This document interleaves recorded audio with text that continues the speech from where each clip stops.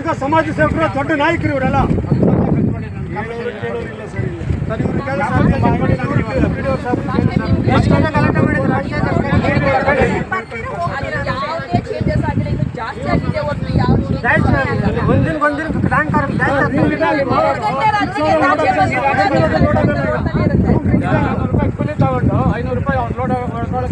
ನಮಗೆ ಮಾರ್ಗದರ್ಶನ ಬಂದಿರೋದ್ರಿಂದ ನಾವು ನಮಗೆ ಅಧಿಕೃತವಾಗಿ ಆರ್ಡರ್ ಹಾಕಿರೋದು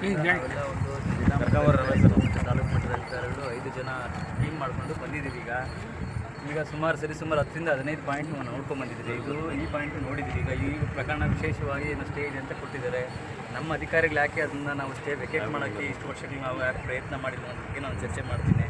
ಬರೀ ನಾನು ಕೂಡ ನಾಮಕಾಸ್ತವಾಗಿ ಯಾರೋ ಕಣ್ಣೋತ್ಸವ ಕಾರ್ಯಕ್ರಮಕ್ಕೆ ನಾನು ಬಂದಿಲ್ಲ, ಪ್ರಾಮಾಣಿಕ ಪ್ರಯತ್ನ ಮಾಡ್ತೀನಿ. ಯಾಕಂದರೆ ಇದು ಮಾನವೀಯತೆ ವಿಚಾರ, ಮನುಷ್ಯತ್ವದ ವಿಚಾರ, ಅದು ಅವರು ಅರ್ಥ ಮಾಡ್ಕೊಬೇಕು. ಇದು ಮುಂದಿನದಲ್ಲಿ ಬಗೆಹರಿದ ಸಮಸ್ಯೆ. ಇದು ನಿರಂತರವಾಗಿ ಬೇಕಾಗಿರೋಂಥ ನೀರು ಅದು. ಸೊ ಅದು ಸಂಪನ್ಮೂಲ. ಅದು ನಾವು ಏನೋ ದುಡ್ಡು ಕೊಟ್ಟು ಸಿಗುವಂಥ ಸಂಪನ್ಮೂಲ ಅಲ್ಲ ಅದು ಭವಿಷ್ಯದಲ್ಲಿ. ಹಾಗಾಗಿ ಎಲ್ಲರೂ ಅರ್ಥ ಮಾಡ್ಕೊಬೇಕು. ಬಂದಿರೋ ಮಾಹಿತಿ ಪ್ರಕಾರ ಈಗ ಅವರು ಸ್ಟೇ ಇದೆ ಅಂತ ಹೇಳಿದ್ದಾರೆ. ಹಾಗಾಗಿ ಅದನ್ನ ಸಮಾಧಾನಕ್ಕೆ ಎರಡು ಪಾಯಿಂಟ್ ಕೊಟ್ಟಿರೋದು CMR ಇನ್ಸ್ಟಿಟ್ಯೂಷನ್ಗೆ ಮತ್ತೆ ಕೊಲಂಬಿಯಾ ಹಾಸ್ಪಿಟಲ್. ಎರಡು ಪಾಯಿಂಟ್ಗೆ ಎಷ್ಟು ಲೋಡ್ ಬೇಕು ಸರ್? ಅದನ್ನ 24/7 ನೋಡಿ ಮಾಡ್ತಾವ್ರ ಇಲ್ಲ ಮಾಡ್ತಾ ಬೇರೆಯವ್ರಿಗೆ ಮಾಡ್ತಾವ್ರೆ. ಡಿಪಾರ್ಟ್ಮೆಂಟ್ ಅವರು ನಮ್ಮ 24 hours ಬೆಳಗ್ಗೆ ನೀವು ಯಾವಾಗನೇ ಎದ್ದು ಬರ್ಲಿ ಸರ್. ಗಾಡಿಗಳು ಸ್ಟಾಪ್ ಮಾಡ್ತಾರೆ.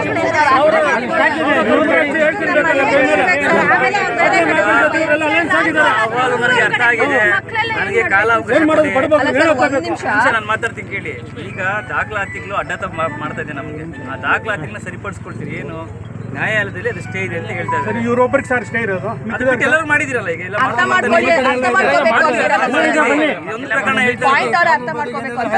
ಮಾಡ್ಕೊಳ್ಳಲ್ಲ ಅವರು. ಅದಕ್ಕೆ ಲೀಗಲಾಗಿ ಏನು ಆಕ್ಷನ್ ತಗೋತೀರಾ? ಇದು ಬಿಟ್ಟು ಬೇರೆವೆಲ್ಲ ಇಮಿಡಿಯೇಟ್ ಆಗಿ ಎಲ್ಲ ಸೀಸ್ ಮಾಡ್ತಾ ಇದೀರಿ ನಾವು. ಭವಿಷ್ಯದಲ್ಲಿ ಅವರಿಗೆ ಯಾವುದೇ ರೀತಿಯಲ್ಲಿ ಅಧಿಕೃತವಾಗಿ ಲೈಸೆನ್ಸ್ ಕೊಡದೇ ಇರೋ ರೀತಿಯಲ್ಲಿ ನಾವು ಸರ್ ಅಲ್ಲಿ ದೇವಸ್ಥಾನ ಇದೆ, ಈಶ್ವರನ ದೇವಸ್ಥಾನ ಅಂತ, ಅಲ್ಲಿ ಅಂಗಡಿ ಕೂಡ ಅಂತೀರಿ. ಅಲ್ಲಿ ಹೋಗಿ ನೋಡಿ ಎಷ್ಟು ಲಾರಿ ನಿಂತಿದೆ. ಆ ತರ ಸೀಸ್ ಅನ್ನೋದು ತಕ್ಷಣ ಮತ್ತೆ ಆ ಟೈಮ್ ಇರುತ್ತೆ. ಬೆಳಗ್ಗೆ ಅವ್ರು ಹಾಕೊಂಡು ನಾರ್ಮಲ್ ಆಗಿ ಅವ್ರು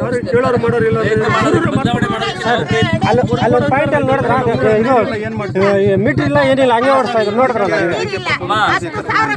ನಿಮ್ದು ವರ್ಷಗಟ್ಟಲೆ ಸಮಸ್ಯೆ ಹೇಳ್ತಾ ಇದ್ರೆ ಸರ್ ವರ್ಷದಿಂದ ನಾವು ಗಲಾಟೆ ಮಾಡ್ತಾ ಇರೋದು. ಅಮ್ಮ ನೀವು ನಾವು ಪಂಚಾಯತ್ ಗಲಾಟೆ ಮಾಡೋದು ಆಯ್ತು ಸರ್. ಈಗ ಊರಲ್ಲಿ ನೀರಿಲ್ಲ ಸರ್ ಕುಡಿಯೋದಕ್ಕೆ. ಪಂಚಾಯತಿ ನೀರು 3 ಬೋರು ಡ್ರೈ ಆಗಿದೆ. ಈಗ ಊರಿಗೆ ನೀರಿಲ್ಲ ತಗೊಳ್ತೀರಿ. ಈಗ ಈ ಮಾಹಿತಿ ಬಂದಿದೆ. ನಾವು ಅದಕ್ಕೆ ಮೊದಲ ಹೆಜ್ಜೆ ಆಗಿ